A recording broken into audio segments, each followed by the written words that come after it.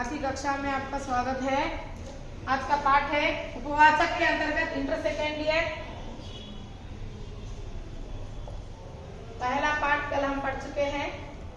क्या था पहला पाठ? अंधेर नगरी। दूसरा पाठ क्या है? गांव का ईश्वर। विधा क्या है अम्मा? एकांकी। एकांकीकार कौन है? लक्ष्मी नारायण लाल। कौन है? लक्ष्मी नारायण लाल। लक्ष्मी नारायण लाल जी का जन्म 1927 में उत्तर प्रदेश में हुआ। कहाँ पर हुआ अम्मा? उत्तर प्रदेश में हुआ। इनकी मृत्यु 1987 में दिल्ली में हुई। कहाँ पर हुई? दिल्ली में हुई। जन्म हुआ, मृत्यु हुई। व्याकरण की दृष्टि से जन्म क्या है? हुआ। पुल्लिंग है, स्त्रीलिंग है? पुल्लिंग। मृत्यु क्या है? स्त्रीलिंग। वेरी गुड, समझ गए। इसलिए हुआ, हुई। ओके। अब यहाँ पर इनका जीवन काल बोलो अम्मा। 1927 से 1987, 1927 to 1987। ओके। उत्तर प्रदेश, दिल्ली। हिंदी के ये नाटककार थे और एकांकीकार थे और क्या थे? कहानीकार। 1977 में 77 में संगीत नाटक अकादमी के द्वारा, किसके द्वारा अम्मा? संगीत नाटक अकादमी के द्वारा श्रेष्ठ नाटककार के रूप में सम्मानित किया। कौन से? 1977 में नाटक संगीत नाटककार अकादमी वालों श्रेष्ठ नाटककाराన్ని ఆయనను సన్మానించారు। ఎవరిని? లక్ష్మీ నారాయణ లాల్। ఆ తర్వాత 1979 में 1979 में साहित्य कला परिषद द्वारा, कौन से द्वारा? साहित्य कला परिषद द्वारा तथा 1987 में हिंदी अकादमी के द्वारा, ये दोनों के द्वारा कौन सा मिला? साहित्यिक योगदान पुरस्कार मिला।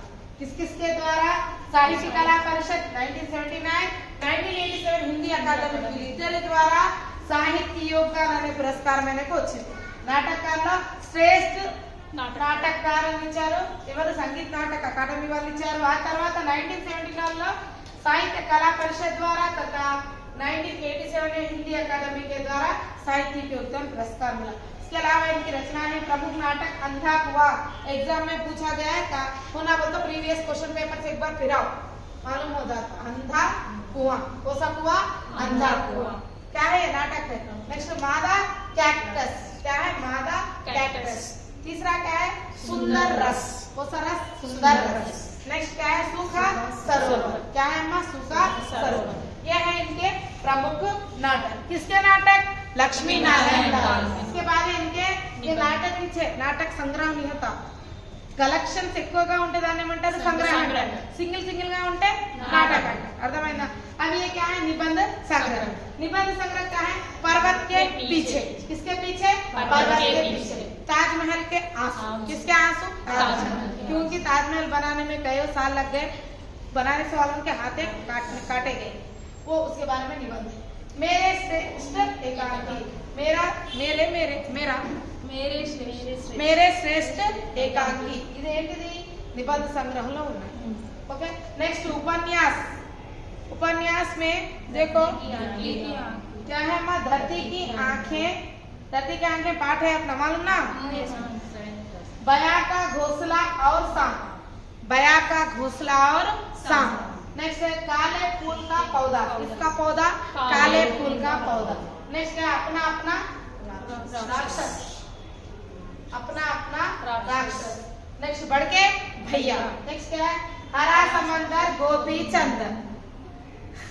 हरा समंदर गोपी चंदर। ये सभी क्या है? इनके निबंध संग्रह। इसके अलावा इनके कहानी संग्रह में है क्या क्या है अम्मा? कल लेडी डॉक्टर। नेक्स्ट है डाकू आए थे, मेरी प्रतिनिधि कहानियां। क्या क्या है बोलो? कल लेडी डॉक्टर, डाकू आए थे, मेरी प्रतिनिधि कहानियां। ओके। ये है लक्ष्मी नारायण लाल के बारे में। आप लोग ऐसे ही मत नहीं रहने दो। आप लोग ऐसे ही सस्ते में मत लो। इंटरमीडिएट है, हम पढ़ लेंगे, ऐसा करेंगे। आप वालों, आपके लिए भी क्वेश्चन पेपर आएगा। Intermediate first year second year सभी आपको पढ़ना है। कवियों के बारे में इंडेक्स तो आप लोग लिख चुके हैं। अब कवियों के बारे में उससे पहले आपको तेलंगाना के दार्शनिक स्थल, उसके अंतर्गत कितने पाठ है? 32 लेसन है, 32 लेसन है। 32 डिस्ट्रिक्ट है। उन डिस्ट्रिक्टों के बारे में आप लोगों को परीक्षा रखी जाएगी, ऐप में भी रखी जाएगी। भाई आप लोगों से रिक्वेस्ट है कि आप सभी लोग परीक्षा लिखिए, कोई भी नहीं लिख रहे हैं, मैं देख रही हूँ। आप लोग ऐप डाउनलोड करने वालों को भी लिए हम लोग फ्री रखे हैं, और जो परचेस कर रहे हैं वो लोग क्या कर रहे हैं मुझे पता नहीं चल रहा है। आप लोग कंपलसरी डेली सुबह 9 बजे आपको पेपर आएगा, ओके। आपके वक्त के हिसाब से लिखो, लेकिन आप लोग सभी लोग अटेंड करना ही है, क्योंकि मैं सभी का अटेंडेंस देखूंगी, ओके। नेक्स्ट आप लोगों को 2 दिन में शायद संडे तक, ठीक है, संडे तक भी समय दूंगी। तेलंगाना राष्ट्रीय स्तर के बारे में सबसे पहले एग्जाम रखूंगी, आप लोगों के लिए दे रही हूँ, आप लोगों के लिए, ओके। कंपलसरी बाय मार्क्स लाना है, क्योंकि ये जीएस से भी संबंधित है, ओके। चलो आगे बढ़े पाठ की ओर आगे बढ़ेंगे। अब इनके बारे में समझ गए ना, इनका जीवन काल क्या है, 1927 टू 1987, उत्तर प्रदेश दिल्ली। इनको संगीत नाटक श्रेष्ठ संगीत नाटककार का अवार्ड मिला, और साहित्यिक योगदान का पुरस्कार मिला है 1979 और 1987 और 1977।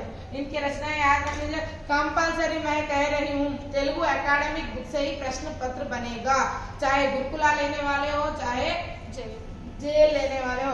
अगर कुछ एक्स्ट्रा पूछेगा, हटके पूछेगा तो अलग बात है, लेकिन सबसे पहले हमें एकेडमिक बुक्स को पढ़ना है, ओके।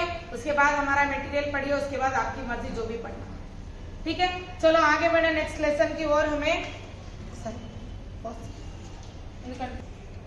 ओके, पाठ का नाम क्या है, गांव का ईश्वर। गांव का ईश्वर का क्या है वहां पर व्याकरण की दृष्टि से, संबंध। वेरी गुड, कौन सा कारक है, संबंध कारक, ओके। गांव का ईश्वर, ओके। गांव क्या है व्याकरण की दृष्टि से, संज्ञा सर्वनाम। कौन सी संज्ञा, जातिवाचक संज्ञा, ओके। पात्र, अब इस लेसन के पात्र है इंपॉर्टेंट, मतलब जो भी मेन पात्र है शिवपाल की पत्नी नाम नहीं है, उनका बड़ा लड़का है रतन, उनका और एक लड़का है जतन, उनकी बेटी है केसर। कौन है माँ, केसर। और इसके अलावा शिवपाल के काका है सिद्धू, रामपाल भाई है शिवपाल का भाई, मतलब रतन जतन केसर के काका है। यह है पात्र, और इसमें स्टोरी है, अब बहुत लंबी कहानी है। यहाँ पर ये गांव का माहौल है। गांव में किस तरह से रहता है, लड़की का ब्याह बहुत जल्दी कराया जाता है। वो ये नहीं सोचते कि उसका किस तरह से उसकी मर्जी है या नहीं, ये नहीं सोचते, बस औरत बच्ची है, लड़की है, जैसे कि तैसे उसका ब्याह हो जाए, हमसे हमारे सर से बोझ हट जाए, ऐसा सोचते हैं। तो रतन यहाँ पर बहुत पढ़ा लिखा लड़का है, वो शहर में नौकरी करता है, ओके। पिता के लाख मना करने के बावजूद भी ये आगे की पढ़ाई के लिए शहर जाता है, पढ़कर हर महीना 50 रुपए माता पिता को भेजता है। तो ये गांव का माहौल है। अब केसर की शादी तय होती है। केसर इनकी छोटी बहन है, किसकी, रतन की छोटी बहन, उम्र में बहुत छोटी है। इसका तीसरे विवाह, मतलब 2 विवाह ऑलरेडी कर चुका है वो, उससे 35 साल की उम्र वाले से, बहुत बड़ी उम्र वाले से कराते हैं शादी। किसकी, केसर। रतन को ये पसंद नहीं रहता, लेकिन कुछ नहीं कर सकता, ओके। अब जैसे तैसे मुहूर्त का दिन आ ही जाता है, शादी का दिन रहता, घर में शादी का माहौल रहता, सभी रिश्तेदार आते हैं। अब रतन अभी तक घर नहीं आता, तो शिवपाल जो अपनी पत्नी से कहता है, कहाँ है तुम्हारा बेटा, कोई इंतजाम नहीं हुआ है, अब तक प्रबंध नहीं हुआ, ना ही हमारे पास पैसे हैं, क्या तुम्हारे पास कुछ है जमा पूंजी, बची कुछ जमा कर रखी हो। उसने कहा, कहाँ, मेरे पास कहाँ के, कुछ नहीं। अच्छा जाने दो, तुम्हारे पास कितने गहने हैं, गहने हैं क्या, कुछ नहीं है, कुछ भी गहने नहीं। उनकी और एक भी बेटी है, उसका नाम नहीं, उसकी शादी में ऑलरेडी गहने बेचकर वो शादी करा देते थे उस लड़की। अब इनके पास कुछ भी नहीं, मेरे पास सिर्फ एक नाक की नथनी है, जो मैं केसर की विदाई में उनके नाक में पहनाकर विदा कर दूंगा। तो बेचारा शिवपाल परेशान होते रहता है कि रतन ने किस तरह से धोखा दिया है कि वो शादी में नहीं आया, ना ही कुछ पैसे भेजा है।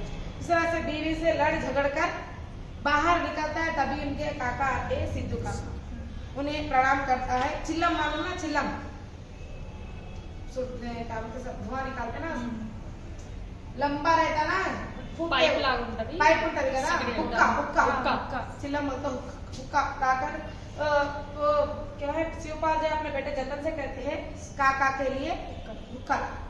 तो वो चारपाई बिछाकर बैठ जाते हैं, ऐसे ही बातचीत करते हैं, क्या हुआ तू क्यों परेशान है बेटा बोल के पूछते ना सिद्धू काका। तो वो शिवपाल कहते हैं कि जो बात है वो कहते थे सभी प्रबंध हो गया ना, तो क्या बताया काका हम बहुत परेशान हैं, रतन ने हमें किस तरह से धोखा दिया है, वो नहीं आया है, कहाँ से प्रबंध करूं, बहुत परेशान हूँ। वो तो रहकर भी ना ऐसे कुछ अपनी भड़ास दिल की निकालते हैं, उसे गुस्सा करते हैं, किसे रतन को। ऐसा नहीं कहते ये लड़का पढ़ा लिखा है, तुम्हारे घर की शान है आने, इस तरह से सिद्धू कहते हैं अपने औलाद को अपने इस तरह से पोसना नहीं चाहिए, चाहे वो कैसे भी क्यों ना हो, अपनी औलाद के लिए बदुआ नहीं देना चाहिए, ऐसे सिद्धू समझाता है। तब तो गुस्से में आकर कौन शिवपाल प्रबंध करने के लिए बारात आने वाली है, अब दूल्हे को सब कुछ देना पड़ता ना, जो भी देना है वो सभी हमारे पास प्रबंध नहीं है कहकर वो छाता लेकर बाहर कहीं चले जाते हैं। तभी जतन आता है सिद्धू के पास, वो हुक्का लेकर आता है, क्या हुआ वो क्योंकि पूछते तो भैया अभी नहीं आए, ऐसा इस तरह से बातचीत होती है। तभी शादी का माहौल रहता है ना, लड़कियां दूसरियां जो किसकी गौरी पूजा करने के लिए मंगल गान गाते हुए कहीं और गौरी पूजा करने जाती है, इस तरह से वातावरण रहता है। तभी रतन आता है बड़ा बक्सा लेकर, खड़ा आता है, तब आकर देखता है तो सभी लोग देखकर खुश हो जाते हैं रतन को, सबके लिए हर चीज लाता है, अपनी माँ के लिए, पिताजी के लिए, भाई के लिए, बहन के लिए और काका के लिए, ये दादाजी के लिए और बच्चों के लिए मिठाइयाँ और खिलौने गुब्बारे सभी लाता है। और माता माँ से कहता है माँ पिताजी कहाँ हैं, कहीं दिखाई नहीं दे रहे, पिताजी तुम पर गुस्सा होकर तुम्हें कोस कर बाहर गए, तो क्यों, मुझे पता है ना क्योंकि इसकी शादी जबरदस्ती हो रही है और उससे कहीं ज्यादा उम्र वाले से हो रही है। अब वो इस तरह से कहता है तो चुपचाप, तो अब जाने दे बेटा, तुम मुंह हाथ धो ले, कुछ खा ले पहले, उसके बाद हम बात करें। नहीं माँ मुझे बताओ पिताजी कहाँ, वो तो तुम नहीं आ रहे ना शादी में, पैसों का प्रबंध भी नहीं हुआ है, तो पैसों का प्रबंध करने के लिए गए, तभी वो वापस आते हैं। शिवपाल आते हैं तभी वो क्या करता है, अपने जो भी सबके लिए जो भी लाए हैं, मतलब होने वाले शादी में जो आते हैं ना, समदिन के लिए कपड़े, दूल्हे के लिए कपड़े, पगफेरे के लिए कपड़े और शादी मुहूर्त में पहनने के कपड़े, जो भी है वो सभी माँ को दे देता है। अपनी बहन के लिए सभी कॉस्मेटिक्स और जो भी उसके पसंद की चीजें सभी ला देता है। माँ से पूछता है कि बहन कहाँ है, तो माँ कहती है कि वो अंदर है, अभी हल्दी के लिए रेडी तैयार हो गई। तो इस तरह से माँ और बेटे के बीच बातचीत होती है, मुंह हाथ धोता है, फ्रेश होता है, बैठता है चारपाई पर। उतने में पिताजी आते हैं, तो तुम आ ही गए, पिताजी से प्रणाम करते हैं, विनम्रता पूर्वक पिताजी से बात करते हुए सभी माता कहती है आते सती क्या करते वो शिवपाल रतन को गुस्सा करते थे, तो माता आती है, उसे कुछ भी मत कहना, वो सभी चीजों का प्रबंध कर चुका है और समधियों के लिए भी कपड़े लाया है, इस तरह से कहते हैं। तो कपड़े लाने से क्या होगा, पैसों से काम चलेगा, बाकी का प्रबंध भी है ना, ऐसा गुस्सा करते। तो क्या कहते हैं, अब ये अपने पिताजी को कुछ पैसे दे देता, कौन रतन दे देता है। तब ऐसे ही उतने में जतन आता है कि बारात आने वाली है, उनके ठहरने की जगह वो एक दिन पहले आते ना, उन सभी के इंतजाम के लिए चले जाते। कौन सिद्धू नहीं पहले रतन नहीं आने से पहले रामपाल आते, రతన్ రాకముందు రాంపాల్ వస్తాడు, శివపాల్ ఎటు పోతాడు, డబ్బుల కోసం వెళ్తాడు కదా, అప్పుడు రాంపాల్ వస్తే ఏమైంది అన్నయ్య ఎక్కడ ఉన్నాడు, कहाँ है हमारे भैया, बोलते तुम्हारे भैया रतन को कोस कर गए बाहर प्रबंध करने के लिए, అంటే వీళ్ళిద్దరి మధ్యలో बातचीत होती पहले रामलाल और सिद्धू क्या कहते, देखो बेचारा बहुत परेशान है रतन के बारे में, रतन को कोस रहा था। तो इन लोग भी कहते हैं कि हमारे बिरादरी में पढ़ा लिखा एकलौता एक बच्चा है, उसे भी कोसते हैं हमारे भाई, उसकी क्या गलती है। सही बात है, केसर का रिश्ता ऐसे जगह कर रहे हैं, हमें भी पसंद नहीं है, लेकिन हम कुछ नहीं कर सकते, वो तो पिता है। इस तरह से ये दोनों बातचीत करते हैं, तभी रतन आता है। आज उसके बाद माता आती है, बातचीत होती है, जब पिताजी आते हैं सभी को कपड़े पैसे सभी दे देते हैं, फिर वो लोग चले जाते हैं। तब माँ से पूछते हैं माँ बहन कहाँ है, माँ बहन कहाँ है, वो तो केसर अंदर है बोल के माँ कहती है। तभी तेसर वहां पर आती है आकर कई स्त्रियां पूजा करने के लिए जाती है, वातावरण पूरा खाली रहता है, सिर्फ भाई बहन दोनों ही रहते। तो माँ भाई के पास आके ठहरती, सर झुकाए रोते रहती। तो भाई पूछता है क्या हुआ बहना, तुझे शादी रिश्ता पसंद नहीं है तो चलो मेरे साथ, अभी चलते हैं, तुम्हें अच्छे से पढ़ाऊंगा लिखाऊंगा, फिर तुम्हें काबिल वर्ग के साथ तुम्हारा ब्याह कराऊंगा, इस तरह से कहते हैं। तो भी वो चुपचाप खड़े होकर ऐसे ही रोते रहती है। तो भाई कहता है तुम्हें भाई पर भरोसा नहीं है, तो ठीक है। फिर ऐसी तब ऐसा कहता है भाई, तो भाई बहन बोलती है ऐसी बात नहीं है भैया, लेकिन मैं आपके साथ नहीं आ सकती। तो ऐसे रोते हैं, आके पैरों में गिर के रोती, भाई के पैर पकड़ के रोती, बहुत रोती। अब क्या कर सकते, वो माता पिता का तो नहीं मान सम्मान नहीं तोड़ सकती ना, रोती है। तभी माँ आती है, रोते रोते बहन को कितना ही समझाता, नहीं सुनती बहन, नहीं सुने तो गुस्से में आकर चले जाते। कौन, रतन घर से चले जाते। माँ आती है, रतन रतनू रतनू कहाँ है रतनू, तो ऐसा क्या क्या बेटा भाई कहाँ है, भाई नहीं है माँ अभी बाहर गए हैं कहीं। तभी सभी लोग आते हैं वहाँ पर माहौल में, पूछते हैं सभी लोग कहाँ है रतन कहाँ है। तो ये बहन कह नहीं सकती ना मुझे चलो बोले, कुछ भी नहीं बोलती, चुपचाप रोते रहती, खाली रोते रहते। जब इनके पिताजी का एंटर होते, पिताजी शिवपाल आते, प्रबंध करवा कर आते, पैसे तो मिल गया ना, आते कहते हैं कि क्या वो अपने आप को ईश्वर समझता है, क्या वो नहीं रहे तो मेरी बेटी की शादी नहीं होती, मुझे पहले से ही पता था कि ये शादी में नहीं रहने वाला है। ऐसा ऐसा कोसता है, गुस्सा करते हुए करता है, तभी पर्दा गिरता है, समाप्त हो जाता। मतलब यहाँ पर क्या है, इस एकांकी के द्वारा इनका लक्ष्मी नारायण लाल का कहना है कि बेमेल विवाह नहीं करना चाहिए, क्योंकि गांव के लोग अज्ञान होते हैं, पढ़े लिखों की बात नहीं मानते हैं, बिचारी केसर की क्या गलती है इसमें। तो इस तरह से ये एकांकी है गांव का ईश्वर। बहुत लंबी है, आप पढ़ना चाहे तो पढ़ सकते हैं, मैं कंक्लूजन के तौर पर आपको बताऊं। Okay, close.